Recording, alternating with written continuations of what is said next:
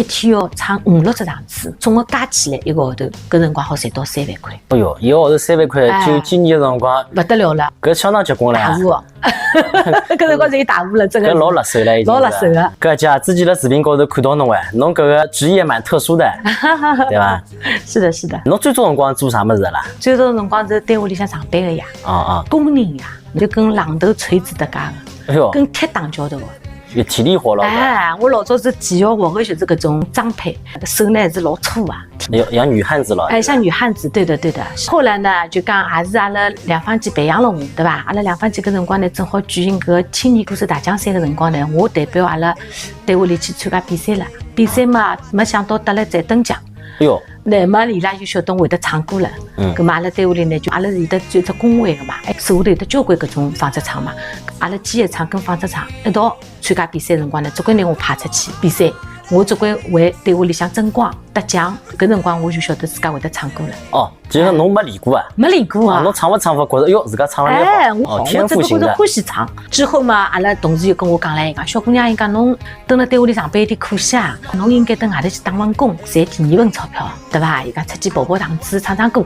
葛么正好阿拉单位里向个人呢认得。上海只舞厅，侬晓得伐？就是在赤峰路口一只宾馆，宾馆里面有一个舞厅。那么搿辰光呢，先第一趟呢是叫我到搿舞厅里去唱，每天只要唱4只歌就可以了，老轻松啊。那么我搿辰光呢，老少个钞票，一个号头只有180块。搿辰光几年辰光？搿辰光早唻，大概93年、94年的辰光。搿辰光侬廿岁出头了。哎，咁么一般性搿种场子哦，让侬小姑娘总归会得有点吓咯。哎哟，会得是啥个花场子伐？搿会得被人家骗伐？侬倒敢去啊？我敢去，为啥道理呢？因为我辣盖工作之前啊，阿拉爸爸就讲拜托一个阿姨教我跳舞，到舞厅里跳舞。为啥呢？伊讲下趟工作了以后，小姑娘呢要啥物事侪要拿得出。咁么我就晓得舞厅是哪能样子啊？舞厅里是没乱七八糟事体啊。慢慢点嘛，就是因为舞厅的收入比较少嘛。咁么后头人家朋友呢，正好是一个温州人，等阿拉上海开了只夜总会。夜总会呢要寻歌手，人家就拿我介绍进去了。搿辰光是我第一趟接触夜总会。搿辰光我从来勿懂啥叫夜总会，也勿懂个，没踏进过。去了以后呢，看哦，原来夜总会哦，就是讲歌舞升平哦，搿种用钞票侪老结棍个。那么到了搿个地方，等于是开启了我唱歌的生涯了。我之前看到了人家视频里讲，侬90年的辰光，埃面搭夜总会就一个号头好赚到3万块啦。是搿能介个，刚刚出去赚呢，哪能赚得着介许多了，对伐？搿辰光我第一只场子辰光只有50块工资，一个号头1500块，1500块呢，再加上人家每天有得点歌啊，侬另外再分成1500块是底薪。好个辰光，一个号头几千块是随便赚赚个。那么一直唱到97年的辰光，正好搿辰光我是比较卖力个，一天要唱5、6只场子，5、6只场子费用总共加起来一个号头，搿辰光好赚到3万块。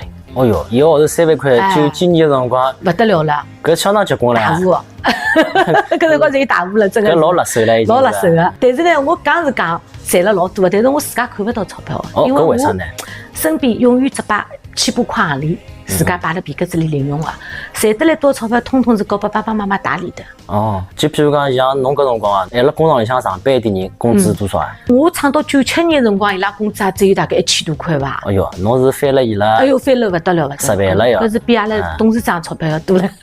比那工厂里董事长钞票多吧？是，搿倒是。但是搿是靠侬卖力赚个呀。对，老辛苦。侬一个夜到跑几只场子，其他人有做到像侬搿样子伐？勿是人人做得到个，老少个。是为啥？是吃力还是啥呢？勿是个吃力，一方面人家没我介拼，我搿辰光呢，因为阿拉屋里向就是普通人家嘛，等于侬要靠翻身，要靠自家未来过好日脚，是要靠侬自家个。葛么我呢也比较要强，当辰光呢离开单位的辰光呢，人家侪比较看好我，侪劝我勿要走，因为我搿辰光单位里向培养我做干部了已经，我是团支部书记。已经实当报告也当了，哎哟，侬晓得吧？未来的单位里的前途是挺光明的。对啊。所以讲呢，我选择了搿条路走呢，我肯定要走出样子来。反正呢，要拨人家讲个，喏，侬介好条铁饭碗不要伊，跑到外头去闯荡，还闯得来一天世界。咁么我搿辰光个信念就是，觉着既然出来了，我就要混出样子来，一定要做好，让人家看到我搿条路是选得对的。你从女汉子变成了女强人了，后来。对，谈不上女强人。我就说你的性格很强悍，很拼啊。对，打引号的强啊。对，这个是的，我蛮那个努力的。但是就是说，很多人讲啊，努力其实不一定能赚到大钱的，但是在那个年代好像还是可以的。可以的。那个年代是搿能介样子的，就辰光呢，刚刚上海兴起花堂，市面高头缺歌手，侬懂伐？那么上海出来唱歌人老少，交关在外地到上海来唱的。因为上海人是比较保守，就觉着铁饭碗辣手里向没人舍得去辞职出来去做搿行当。但我呢就是讲义无反顾，自家决定做的事体呢，我就出来了。那么所以讲搿辰光呢，我歌手少嘛，我比较吃香呀。那么那个时候也相当于是赚了第一桶金了。第一桶金，唱歌就是我真正的第一桶金。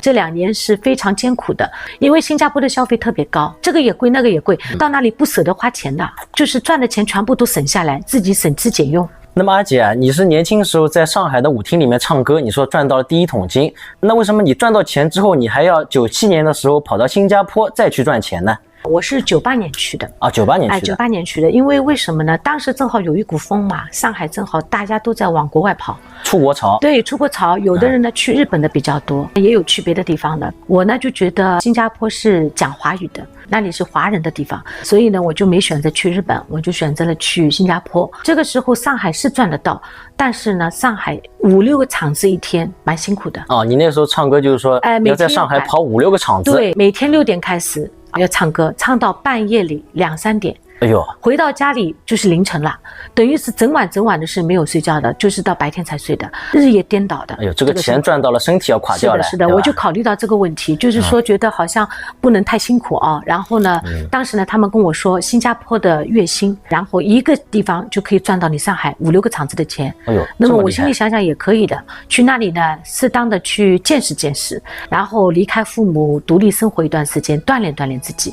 那么出于这个几个方面的考虑，我就选择了新加坡嘛，就去了。那么阿姐，你胆子也是蛮大的，在上海其实虽然累一点，但是还比较稳定这个收入。那出国毕竟人生地不熟啊，万一人家骗你什么的，你也就义无反顾的去了。当时98年的时候，好像我们没有这种概念的，这个时候的人还是比较淳朴的。哦，对对对，就外面没有什么听到这种诈骗啊，或者是拐卖这种事情听不到的。然后新加坡又是个法治社会，对对对，他们那里的法律非常严格，所以呢，女孩子在那里很安全的。那个时候相当于你也是20多岁的时候。对呀，28岁。这个签证什么麻烦吗？比较麻烦，因为当时我们是办的是演员签证嘛，那么当时呢要去北京考试的，到大使馆要去看谱唱歌，大使馆要考你的，你通过你才能去，通不过去不了。你一次就考过了？我是不识谱的，但是我考过了。不识谱的？对，我不识谱的。那么你怎么考过了呢？就凭感觉唱了？不是凭感觉唱，考官是考你谱子的。但是我到那里，我一上去就跟考官说，我说你不要叫我唱谱，我唱不来的，我只会唱歌。我说很多明星都不识谱的，但是唱歌是要靠感觉的。我说你给我一个机会，让我唱一首歌，你听听我的感觉好吗？然后他看我蛮诚恳的，因为我一上来就主动坦白了我不会谱嘛，他就给我这个机会唱了。一唱以后呢，他觉得还可以。那么你当时唱了首什么歌呢？我当时唱了一首那个《我的爱对你说》。我的爱对你说是叶倩文的，那时候比较流行嘛。不是他出题，是你自己选的。是我自己选的，他让我选的。发挥的蛮好，他们听完之后拍手叫绝了。那倒也没有，因为那里的设备比较简陋。不是清唱的，他是有设备，最简单的卡拉 OK 设备。然后他就问我了，他说你为什么要去新加坡？那么我就把新加坡一顿的夸。我说新加坡是一个花园城市，是我们很多大陆人心心念念向往的地方。那么他觉得新加坡这么美，又被你赞美的这么好，所以呢，他就额外的让我录取了。那么你在新加坡待了多久呢？待了2年。哎呦，时间不长嘛，好像。他是这样的，每一个歌手去呢，他是1年，然后呢必须回上海半年。然后你再去1年再回来，如果你再要去也是可以的，等于每年去要回来半年再能去。但是呢，我去了2年以后回到家里呢，我就置业了嘛，就自己买房啊，开始建设我的自己的家庭了嘛。所以我就觉得没必要再出去了嘛，因为新加坡的消费特别高，那里的钱要跟我们上海的人民币比，当时是1比5几来，1块钱。新加坡等于我们5块多人民币，所以我们刚到那里的时候不习惯嘛，哎呦好贵，这个也贵那个也贵，到那里不舍得花钱的，然后就是赚的钱全部都省下来，自己省吃俭用。那你在那边这个吃什么呢？吃泡面啊？不是吃泡面，就是说我们几个女孩子啊，都住宿舍的嘛，大家一起叫一辆车。拼车到菜场，然后我们就会买一大包回来，然后自己在这个宿舍里面做嘛，自己烧嘛。你们估计也不怎么出去购物啊、玩啊什么的。不舍得购物的，那里的都是好贵的。是吧？对，我们到了那里就是一门心思就是赚了钱就存钱，存了钱回来到自己家乡来建设，真的这2年是非常艰苦的。那么阿姐，像新加坡那边的夜场啊，帮上海的有些什么不一样吗？不一样，他们的夜场没有我们上海这么繁华，那里的人喜欢去 KTV 的多，喜欢到场子来听歌的人并不多。你那个新加坡的场子是什么场子啊？夜总会歌厅呀。你们在新加坡也是一个大堂里面唱歌？对，我们在大厅里面，我们歌星是在大厅里唱歌的。然后有人点歌嘛？有人点歌，有人捧场，再另外算这样子的。我们这一辈子太辛苦了，趁自己有生之年能够有机会租好房子的话，不要委屈了自己。那么阿姐，像你年纪轻的时候啊，在上海包括新加坡都做过夜总会歌手，也是赚了不少钱。后来你说在2000年左右啊，你开始在上海买房了。我新加坡回来以后嘛，2000年回来了就开始置办我上海的第一套房子。在哪里啊买的第一套？控江路打虎山路口和平公寓。和平公寓听上去好像蛮厉害的这个房子。因为这个时候上海这种商品房很少的，对，刚刚开始兴起。那个是属于商品房电梯房了。电梯房18层的电梯房。那个时候多少钱啊？这个房子？那个时候只有50多万，4000多一平米，126点几的平房，3房2厅。那么慢慢的，你后来是一共投资了几套房子呢？最高峰的时候手里有6套房子。6套房子，分别都是在瑞虹新城，然后我们这个时候又买了那个连体别墅，在浦东的，还有嘛就是在永泰路也有，在龙陵路也有，都是商品房电梯房。当时有商铺，农民路是商铺，对，然后其他的都是属于住宅房。那我发现你这个投资眼光还是可以啊。我当时没有想过投资啊，我这个时候就是到了新加坡以后，给我的第2个好处就是我知道了房产是未来的经济发展的趋势。因为新加坡当年我去的时候，那里的房子很贵的，1000多万的房子，1000多万人民币的房子，随便哪里都是这样的价钱，好一点的地方都几千万的。这个时候上海的房子才4000多一平米，他们那里已经几千万人民币的房子了。所以我就感觉我们上海也不错呀，大都市呀，未来房子肯定会有发展的趋势的。对，那么像你这些房子的话，都是全款付掉的还是什么？中间也有2套是贷款，但是贷的不多。那说明你做这个歌手确实还是赚到了点钱的，夜总会歌手。对，相对别的行业的话，这个钱的确是当时比较赚得到。那么后来你说你现在也是住了这套别墅啊，是之前这几套房子卖掉换的？是的，是的。因为你们都印象当中歌手很赚钱，但是其实我这套房子是因为我房价的翻倍，我才有机会买的。所以我的财富积累不是靠唱歌的，财富积累是靠我的卖房赚的钱才能够有机会买现在的房子。就你之前那几套房子是后来升值了？对，升的值升的很厉害。升了多少？大概有最多的要10几倍来。10几倍。对，所以我当时买的时候有50多万的，基本上手里的房子都是100多万的，但卖掉都是1000万了。1000万了，不是说都1000万，因为有的面积小，有的面积大嘛。有的100万。但总的来说，我这个房子就是所有的房款都是靠我卖房子赚来的钱买到这里来的。那你为什么会想到换一套大的别墅呢？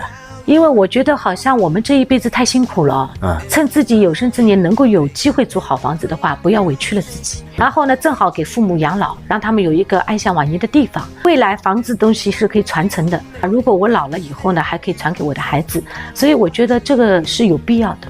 你们现在等于一家人都搬到了这个别墅里面，你爸爸妈妈也一起住在一起。是的，是的。哎呀，这倒是也蛮方便的，是的，其乐融融的，对吧？对的。就是我觉得像90年代到00年代，像你这样的女性，好像一下子买这么多房子的不过你后面00年之后也买过，对吧？对的。大部分集中在90年代到几年啊买房子。反正是10年之前，应该全部房子都投资完了。这20年里面，对。像这20年里面，像你这样的这种女的，买这么多房子的有吧？有这个概念的人不太多。我们就说上海的，不说其他地方。对，不太多，因为他们的概念可能没有想得这么远吧。我当时买房子出于什么？不是为了房子，没有想到房价会涨得这么高。我是觉得我这个工作啊是一个青春饭嘛，未来不唱歌了以后，我觉得我没有保障了。那么多买点房子呢，我收租，然后呢，我可以通过租金来养活自己。那么像你买了这么多房子之外，你还有留钱吗？还是说全部投在这个房子里面了？基本上投了，因为为什么呢？我的装修也很贵，我其实老本不多了，我都已经在这个房子上已经花的差不多了，没有这么多老本可以吃，所以还需努力呀。你前面也跟我讲，你其实在夜总会唱歌是唱到几年啊？16年吧。唱到16年了。16年，真的是唱了要20多年了。对。像16年那会儿，你夜总会这个赚头还有这么好吗？有，我退下来的时候还是非常好的。那么怎么没做下去呢？因为我觉得人要退的话，在最高峰的时候退，人家还记得你。如果当你无人问津再退，那么就没有面子了。就是说你在这个夜总会里面还是有点名气的，这个对的，很多客人可能会舍不得你的那种。对的，让人家有个念想嘛，对吧？那么你除了买房子卖房子啊，就是其他的什么股票这种做不做呢？我不做的，因为我不懂。不懂。我这个人不是很聪明，其实是运气比较好一点。那你太谦虚了，阿姐。运气比较好一点，赶上了社会的红利。这倒是。那么阿姐啊，这个是你在浦东的一套，这套别墅要多少钱啊？我买的时候是2200万。2200万，你说你是把之前你在上海买的几套房子卖掉，换的这一套大的？对的，是这样的。毕竟不便宜啊，2200万。对呀，是的呀。你这套房子买了，你还有剩的钱吗？剩的钱都装修了呀。装修啊？你这个房子装修我看不差的。这个装修也用掉我很多钱啊，把我的积蓄都用完了。那么阿姐，像你这个装修的话，要多少钱要总共？我这个装修啊，那个700-800万哦。700-800万，你总共面积多大？600多。600多啊，送的面积不算，就是产证面积600多。是几室几厅几卫啊？这个是几室啊？让我看，1、2、3、4、5、6、7室，2个客厅，1个餐厅，3个厅。3个厅。然后卫生间1、2、3、4、5、6个。卫生间6个。我们看这是1楼啊，入户的地方。对，门口就是个大花园。对，我们到外面来看看。哎呦，这个晚上外面很风凉啊！对，很凉快啊！你这个有种欧洲这种罗马的感觉吗？我喜欢这种欧式的，虽然有点土啊，但是我喜欢。不土，你这个谦虚了。很多人说这个房子太土了。你这个房子过来的时候，这些都是没有的，都是你自己装的，都是自己装的，对的。这里是一个电梯啊，房间。这里1楼外面这一块是什么区域啊，阿姐？这是我的下花园，下沉式花园。这个花园比较大，上面小，这个花园比较大。然后呢，是我们的烧烤区，吃火锅、吃烧烤就在这个区。然后呢，养点鱼啊，用点活水啊，这样子。小阿姐，我看人家家里都喜欢花花草草的，搞得像公园一样的，你倒搞得蛮简洁的，对吧？因为我们不会养花，不会养不活。这个理由倒也是蛮充分的。我觉得这样比较好打理。哎呦，阿姐，其实吓我一跳，这个透明的，这个是。对，这是玻璃栈道。玻璃栈道。你专门设计的透明的。专门设计的，因为我楼下有个厅嘛，我想采光不要影响，所以做玻璃栈道就不会影响采光了。这样子的。一直过去是我的工作室。这里外面还能连到工作室。对，我的工作室。哎呦，阿姐啊，这里是你什么空间啊？这个是我的直播空间。你平时做直播就在这里做的？对呀，里面的你看小小的地方五脏俱全吧。哎呦，麻雀虽小五脏俱全。你这个搞得比人家拍电影的还专业了。是的。你还有绿幕了，你就每天的背景是要换的是吧？对，每天的背景都不一样。这些都你自己搞的吗？都是我先生帮我一起。哎呦，你先生也是蛮有才的。这个灯啊，是加农马啦，这是。真我妈呀！哎呦，这个灯。从上面贯穿到下面一共有几层楼啊？这个别墅我一共3层。3层。哎呦，阿姐，这里是哪个区域了？这个是西厨。西厨做咖啡啊，做烘焙啊，烤箱、烘箱、蒸箱。你这个家里搞得像饭店一样的一个桌子，平时有这么多人来吃饭吗？经常。经常。我们家里是喜欢朋友聚会的，经常。那么烧菜谁烧呢？烧菜我妈烧，有的时候朋友来朋友烧。这样子的。反正我不会烧。这个里面是？这里面厨房。厨房间。对。哎呦，你这个厨房有点像人家奢侈品店嘛，看起风格。像阿姐，我很好奇，你家里有几个冰箱？你前面讲7个冰箱。你们家里5个人要7个冰箱啊？都满的冰箱里面。因为我的2个是潜入式冰箱，你看看这个是厨的吧？打开的都是冰箱呀，看到不啦？我们刚刚呢拍了一下阿姐这个冰山一角的家里啊，因为很多都是卧室，也不方便进去拍了，就意思给大家看一下啊。那么阿姐，像你前面这个直播室，你现在还是在做直播的是吧？对的。那为什么会突然想到做直播呢？我没有什么大的想法，没有想过成名啊，做网红啊，或者是要赚多少都没有想过。就是自己能够把自己的业余时间打发的比较好，然后呢，就是可以在网络上认识很多的新的朋友，很开心。很多人觉得你们钱这么容易赚，这个钱不容易的，透支了自己的身体。我们这种工作其实是没有自己的时间的。大家好，我是王真库啊，应众多网友的要求啊，再来拜访一下阿拉上海的艳阳阿姐啊。大家好，我们又见面啦。那么阿姐啊，上次你这个视频反响非常好啊。那么上次视频你讲在上海的夜总会，包括在新加坡的夜总会啊，你唱歌也是赚到不少钱啊，让你后来也是在上海买了6套房子。那么就有网友质疑啊，说你在90年代、00年代那个时候，在上海的夜总会唱歌，不可能有月入3万的这个收入。因为什么呢？人家肯定以为我是一个地方就赚了3万，这是不可能的。这个年代赚钱，人家工薪阶层的话，大概只有1800块一个月，对吧？700、800肯定有的。你那时候已经是月收入3万了。对，我月收入3万了。那很多网友就怀疑你是不是这个纯唱歌的话，应该不可能吧，赚这么多。这个不要急啊，这个东西大家都可以来推敲的，因为我是怎么样一路走过来的，我自己最清楚，对吗？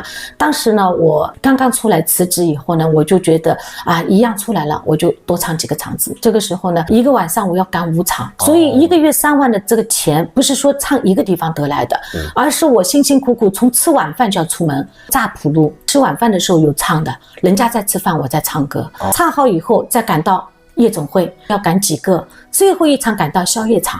这个时候的宵夜场有一个叫许昌路上的叫富临门，后来还有一个叫维多利亚，在东长治路上的，然后宵夜是2个场，一直到半夜3、4点钟才能到家。每天是这样的生活。然后呢，很多人觉得你们钱这么容易赚，这个钱不容易的。我这个时候为了节约赶场子，因为你赶场子每个地方去的话，你都要路上有时间，那你打的的话，你每天一天打的费都不得了。所以为了省钱，我当时就是骑自行车的，我的起步就是骑一辆自行车骑到每个唱歌的点。所以说很辛苦的，人家看到的是你现在的幸福生活，没有想到你年轻时候你付出了多少的努力。那么像你那个时候等于是全年无休的了。没有休息的呀。没有休息。因为为什么我们这种工作啊，如果你要休息的话，你一定是要提前请好顶班的人，就是你找一个歌手来替你你要对老板有个交代的呀。所以说有的时候呢，比如说生病一下子找不到歌手顶，你就只能自己上，没有办法，你发的高烧也要上。就是说我们这种工作其实是没有自己的时间的。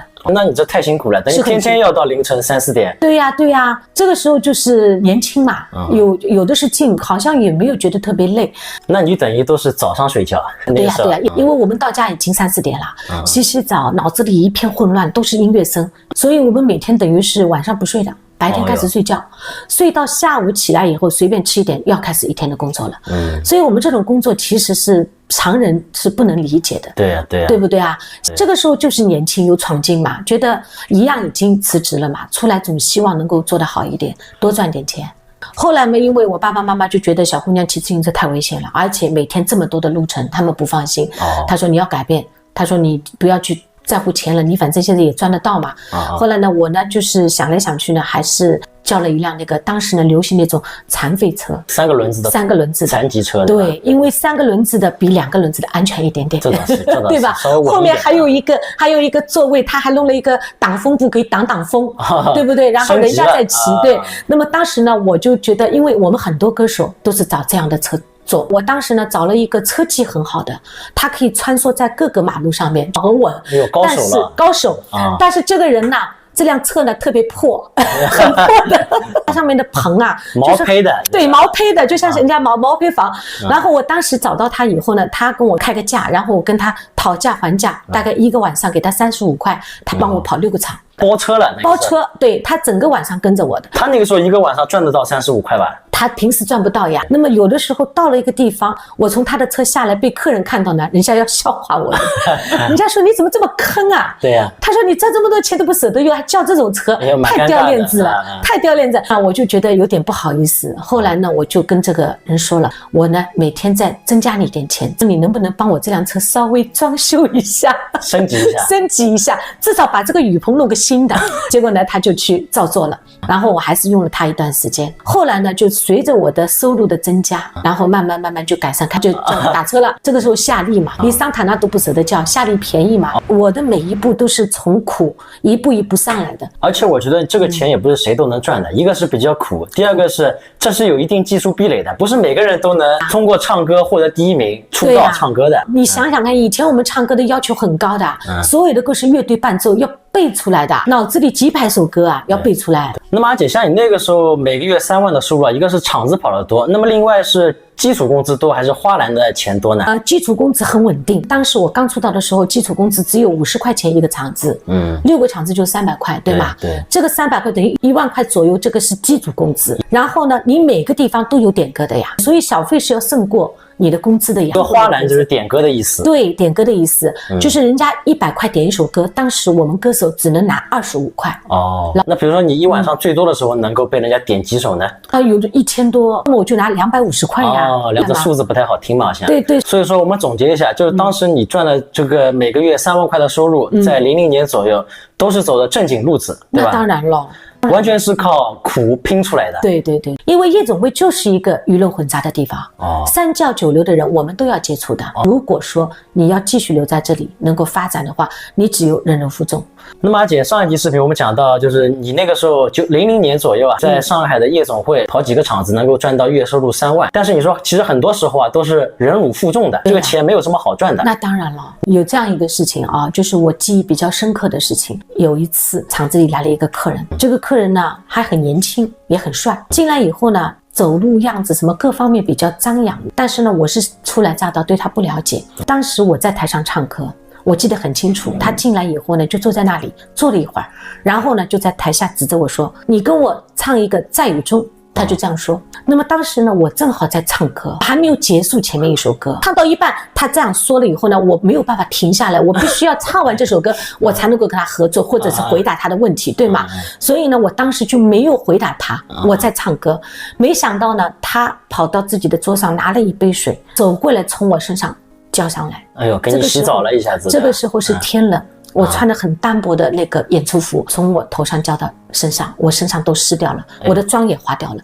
当了这么多的面，当时我就觉得很羞辱，非常羞辱，我就马上就掉过头来就跑到后台去哭了。因为这个时候我还小嘛，对不对？刚刚到这种地方也不是说太熟悉，后来马上我的老板乐队的人都马上放下来就进来劝我，他说台上不能没人，现在是你的唱歌时间，对吧？后面的歌手没到，你也不能冷场。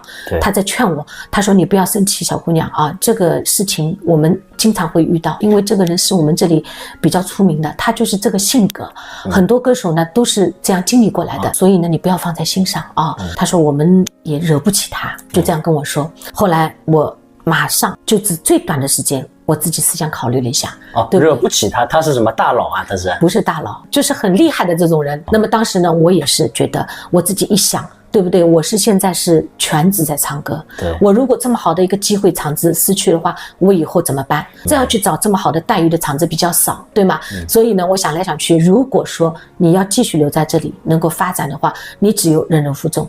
所以呢，我当时就第一时间做出选择，就是马上把眼泪擦干，补了一下妆，马上回到台上。然后呢，我做了一个让老板和所有乐队都没有想到的举动。你也泼了个水在他脸上？没有，怎么可能？我哪里有这个底气？开玩笑。我就拿起话筒，第一件事情到了台上，我就拿起话筒跟这个大哥打招呼。我说大哥对不起，我说我是初来乍到的，我说我不太懂这里的规矩，我说刚刚都有得罪，希望你大人不计小人过。我说我们现在可以合作。这句话一说完以后，所有的全场的人给我掌声。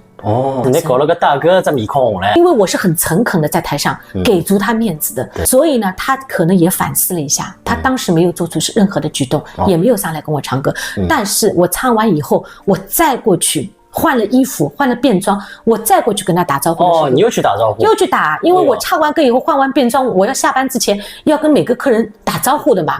我继续的到他这里打招呼，再一次很诚恳的跟他道歉。这个时候他被我感动到了，所以说呢，他就跟我说了，他说这个小妹妹不错啊。后来呢，我们就成了好朋友了。成了好朋友了。对，就接下来的日子就是说，没有人敢欺负我。如果我在这里工作的话，没有人敢欺负我，因为他就把我当妹妹了。所以呢，我在那里呢就可以很稳定的、很安全的在那里唱歌。你也可以呼风唤雨。我不会呼风唤雨，我不是张扬的人，我绝对不会利用关系。但是我们就是最基本的一个想法，就是我不想去利用别人干嘛，但是我不想人家来惹我麻烦。我想我能够平平稳稳的在这里唱歌赚钱，不要有任何麻烦就可以了。你不会和大哥在一起了吧？怎么可能呀？没有，怎么可能呀？不可能的啊！大哥看你美女啊，对吧？但是不是这样说的，对不对？就把你当成纯的妹妹，就是妹妹，又觉得我这个妹妹也是蛮会做人的。再说这个大哥跟我年纪相差很多，人家是有家庭的呀。再反过来讲了，因为我喜欢的类型比较文雅的，这倒是真的。他只能做我哥哥。像这样的事情啊，应该在你这个夜总会唱歌的时候很多，因为夜总会就是一个舆论混杂的地方。三教九流的人我们都要接触的。其实这是一个最好的社会大学。就什么老板、流氓，对，都有。你可以看到高端的，你也可以看到最低端的，都坐在一起。你可以看到无赖，你也可以看到高尚，都有。但是作为我们歌手来说，你要面面俱到，什么样的人，什么样的招待方法，你要去慢慢的掌握的。还有没有这种刮痧的事情啊？因为我比较就是说低调，所以说在我身上发生这种乱七八糟的事情，相对来说还是比较少的。像刚刚那个已经是最顶峰的一件事，好像是最顶峰，在我唱歌生涯当中算顶峰的。一路来好像是对我好的人比较多一点，因为家是我的，只要我自己住得开心就好。但是他们没说错呀，像我们这样的没有任何背景的人，能够住上这样的房子，对很多人来说就是暴发户的感觉嘛。很多人还在担心我养得起这个房子嘛。大家好，我是王秋姑，今天又来打扰这个艳阳阿姐了啊。大家好，我们又见面了啊。那么阿姐，上次到你们家里来参观了你一下，你这个600平的别墅，你说装修是花了800多万，总共对的。你这个是属于一个欧式的风格，对的，对吧？是的。但是好像网友褒贬不一啊。对的，一片骂声，我看了，一片骂声。哎呀，土啊 ，KTV 风啊，什么风啊？的确是我也没有办法去反驳，因为现在的人的眼光是不同的。我这个眼光比较土嘛，对吧？因为装修到现在，我是17年装修的，一方面呢，装修的那个时间比较紧，我这套房子设计师都没有请过，因为当时要考虑成本的。其实呢，我当时呢就觉得我最喜欢的装修风格其实是法式，不是欧式。因为法式它很高端，而且呢也不俗气。非常好看，当时我就是冲着法式的这个样子去的，然后呢叫人家帮我做了个报价，后来报价出来吓了我一跳，因为我身边的钱自己心里有数的嘛，我超越以后我就付不起了嘛，对不对？然后法式的装修更贵，所以我就放弃了。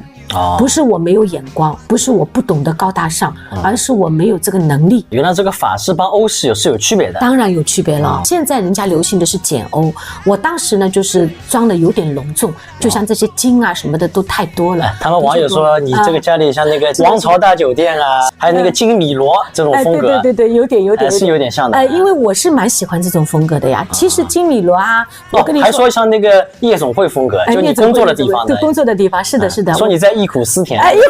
不是在回味，歌还没唱够，还在回味唱歌的地方，对吧？这个无所谓，别人怎么说都是人家的权利。但实际上，阿姐我要帮你讲，不是那个阿姐我要帮你讲一下，我个人认为你这个装修是不土的，肯定是比我家里肯定是要高档很多了。每个人看法不同，对吧？允许人家发表个人的建议，因为他们的眼光比较高大上，我的眼光比较土。不一定的，你像这些说你的人，他们自己家里装什么样子，对吧？我叫他们发上来看看，他们也不发上来的，对吧？你不能这样说，你要得罪一大帮的这样子。没关系的，为了阿姐你，我拼了这些。因为家是我的，只要我自己住得开心就好，只要我人出去不土就好了，家里也不会让人家来多住的，对不对啊？都是我自己住嘛，无所谓的。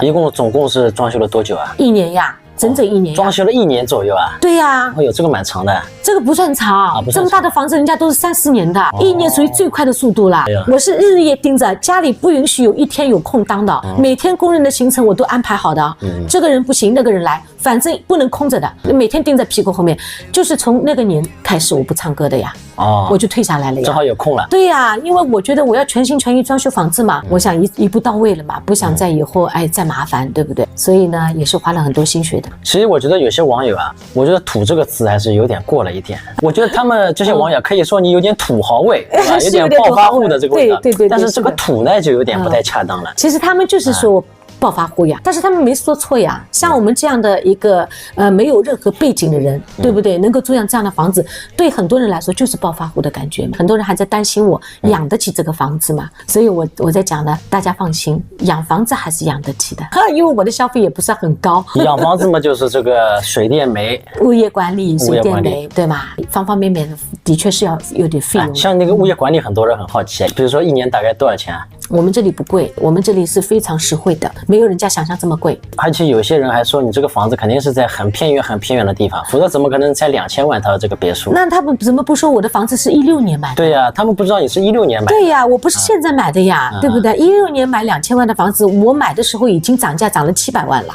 如果说我当时买的早的话，我的装修钱就出来了。他们说现在这个跌得很厉害，是这样吧？没有啊，我们这里好的地段是不会跌的，不跌的。记住啊，我们这里四通八达啊，我们这里是到南京路到淮海路，如果是高架不堵的话，15分钟到淮海路，对，20分钟到南京路。对，网友们自己去猜吧，在哪里？不会告诉你们的。很多人私信问我，我都替你保守住这个秘密了。这个是，因为我要考虑到邻居的感受，是的，是的，对不对？所以大家理解啊，理解。反正我看现在没有一个人猜对的。一铺养3代，就是如果有个商铺的话，一定是可以做生意，借出去房租也租得高，总归比住宅房要借得好一点，我是这样想的。没想到呢，这套房子呢是我投资当中最失败的一套，我租到现在刚刚回本。那么阿姐啊，你说你曾经在龙明路买过一个商铺啊，是几年的时候啊？很早了，04年的时候，我这个时候是我亲戚家住在那里，我阿姨买的别墅在那个地方。我阿姨呢看到了，正好那个地方呢当时在招商，她说这个商铺买下来是包租的，非常好。她说你只要买下来了，他们温州人就帮你全部租掉了，你不用担心的，都是包租的。那04年的时候那块地方是个什么呢？已经是商场了。那个地方不是商场，那个地方是高档的楼盘，那里的住宅小区很多的，它等于就是一个生活广场。你的商铺在这个生活广场。对，这个里面有里面的商铺，有外面的商铺。那么我当时呢，我的阿姨他们呢就看中这个地方，觉得蛮有潜力的。这个时候流行一句话叫一铺养3代。就是如果有个商铺的话，一定是可以做生意，借出去房租也租得高，所以有这样的概念。当时我阿姨呢去买了那个龙明路的沿街面的街面房，我呢当时呢钱不够，我就买不起外面的，所以呢我就买了一套里面的，好像是70几个平方。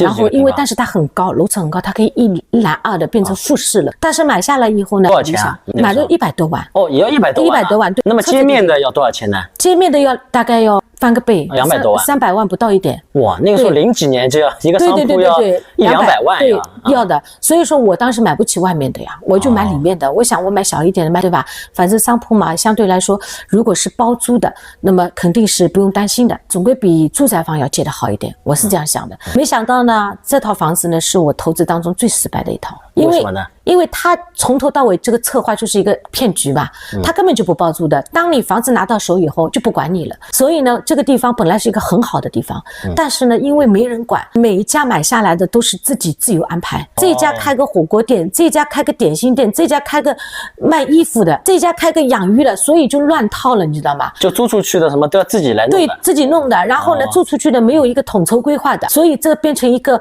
就是说四不像，业态很乱。很乱。如果说我当时拿这个钱去投资在别的房产上面，就是住宅房的话，现在已经10个倍翻好了。但是这笔钱投在这里就亏了。那04年的话，到现在20年了，我租到现在刚刚回本。你的这个对外的租金刚刚收回本，就收回来100万左右。对的，是这样的呀。像你现在这个商铺外租的话是多少钱？当时刚开始租的话租不出去的呀，然后3000块很便宜的，能租就租。后来随着慢慢的那个变化，租到4000，现在嘛租到个6000这样子。但是这个房子是的确是买亏了。